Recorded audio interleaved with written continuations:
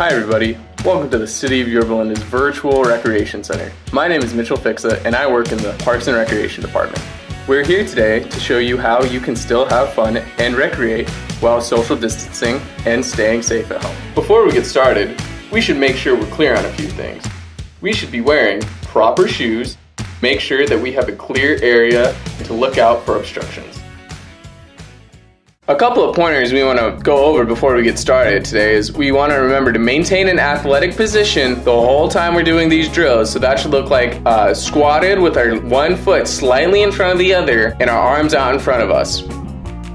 Now we want to go over the platform, and our platform should look like this. We want to keep our arms out in front of us, our elbows locked, and our shoulders reaching out, trying to maintain a strong platform in order to move the ball the way we want to. Now we want to move into setting.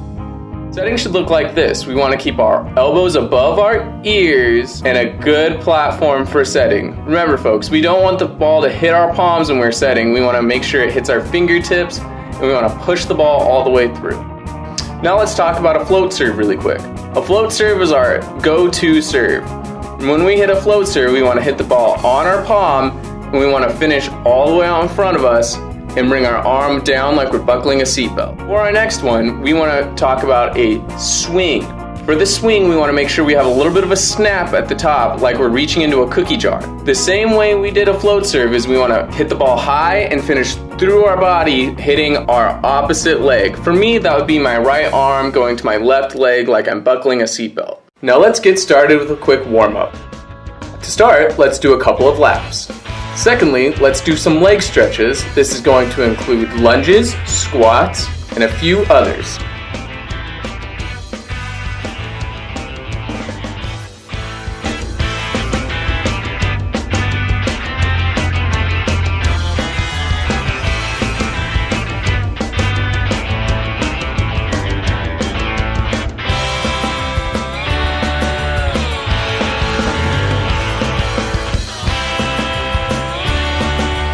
Third, let's do some arm and shoulder stretches. Our arms and shoulders are two important parts of volleyball.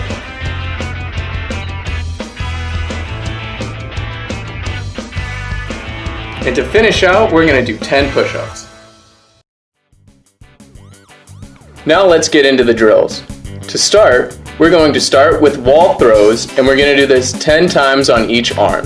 It's okay if one of our arms is a little less dominant than our other arm. For me, my right arm is dominant because that's the arm that I swing with. To do this, we're going to make sure that our arms back and we're going to fall through all the way and finish across our body on both arms. Second, let's do some light arm swings against the wall. Again, we're going to do this 10 times with both arms, and it's okay if one of our arms is a little less dominant than our other. For me, that is my right arm that is stronger than my left arm. Doing this, we're going to want to make sure that we keep our arm high above our ear, and our arm is going to snap at the top and follow through our body like we're buckling a seatbelt. For our third drill, we are going to do wall passes. We're going to do this 10 to 15 times, and we're going to do this 4 to 6 rounds. For this drill, we're going to want to make sure that our arms are out in front of us, our shoulders are locked, and our elbows are locked as well. We're going to want to move with the ball, and we're going to want to create a platform that's big enough so that way we can choose where the ball goes. For our fourth drill, we're going to move into setting. It's okay to move back and forth with this drill because we're going to do this 10 times each for 4 to 6 rounds. During this drill, we're going to want to make sure that our shoulders are high, our elbows are above our ears, and that our arms are out in front of us. In this drill, we're going to want to make sure that the ball is coming close to contact with our forehead. That way we can push the ball out as far as possible. For our fifth drill, we're going to move into single arm passing, and we're going to aim for 30 touches on both arms. In this drill, we're going to be passing back and forth between our own two arms. It's okay to use a wall for this drill, as it can create a bigger surface area for us and an easier target to hit. For our sixth drill, we will be doing single arm setting against the wall. Here we're just trying to create a touch on our fingertips to get used to what the ball will feel like. We're going to aim to do this 30 times for each arm and hand, keeping our shoulder high, our elbow above our ear, and our arm out in front of us as much as possible. Try to make sure the ball doesn't move that much while you're doing this drill. For our seventh drill, we're going to pass to ourselves and then to the wall. This should look like the ball going high in the air and then back against the wall. We're going to aim to do this 4 to 6 rounds because we're going to be doing a lot of moving. Maybe try to get 10 if you can.